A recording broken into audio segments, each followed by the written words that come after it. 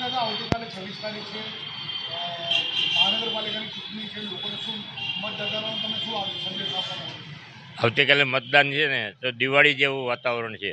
દિવાળીમાં જે ખુશાલીઓ એટલી ખુશાલી આજે જનતામાં છે, અને જનતા ત્યારે મતદાન કરવા માટે તત્પર છે. છતાં પણ જનતાને આમ મતદારોને વિનંતી છે કે વધારેમાં વધારે મતદાન કરો, ખૂબ મતદાન કરો. ભાજપની ટીમ અત્યારે CR પાટીલ, હર્ષભાઈ સંઘવી, નીતિન ભજીયાવાલા, સાંસદ શ્રી મુકેશભાઈ દલાલ, ગોવિંદભાઈ ભગત, આ ટીમ આખી ગુજરાતમાં અત્યારે કામ કરી રહી છે. અને એ ટીમનો વિશ્વાસ આપણે કેળવો છે, એટલે આપણે એમને પૂરેપૂરું મતદાન આપવું જોઈએ. એટલે બહુ ધ્યાન આપીને મતદાન કરો એવી મારી મતદારોને અપીલ છે. સાથે સાથે ગુજરાતના જે બંગાળમાં મતદાન થયું એના કરતાં વધારે મતદાન ગુજરાતમાં થાય અને ગુજરાતનું નામ રોશન થાય એવી દરેક મતદારોએ પોતાની જવાબદારી સ્વીકારવી જોઈએ. સાથે ગુજરાતમાં અત્યારે જે પરિસ્થિતિ છે એ પરિસ્થિતિ શાંત છે.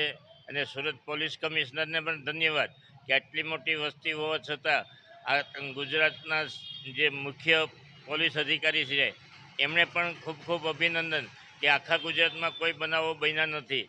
એ ખરેખર ધન્યવાદને પાત્ર છે. કારણ કે અત્યાર લગનની ઘણી ચૂંટણીઓમાં તો કંઈક ને કંઈક તોફાનો થાય, કેટલાક લોકો અસામાજિક તત્વો, પણ આ લોકોએ જે ગુજરાતમાં કંટ્રોલ કર્યું પોલીસ ખાતાએ અને કોઈ પણ બનાવ ન બને એને માટે જે તત્પર અને બહુ વહીવટી સુધારણા કરી છે અને અસામાજિક તત્વોને કંટ્રોલ કરવા માટેના જે પ્રયત્ન કર્યા છે એ ખરેખર ધન્યવાદને પાત્ર છે.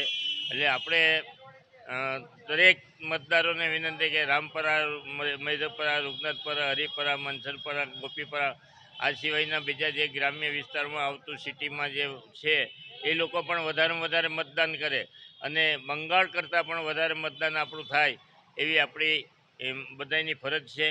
સાથે સાથે આપણા જે માજી કોર્પોરેટરો, ચાલુ કોર્પોરેટરશ્રીઓ, ધારાસભ્યશ્રીઓ બધાએ તનતોડ મહેનત કરી છે અને અત્યારે એક જ વાતાવરણ છે, માત્ર ભાજપ, ભાજપ ને ભાજપ.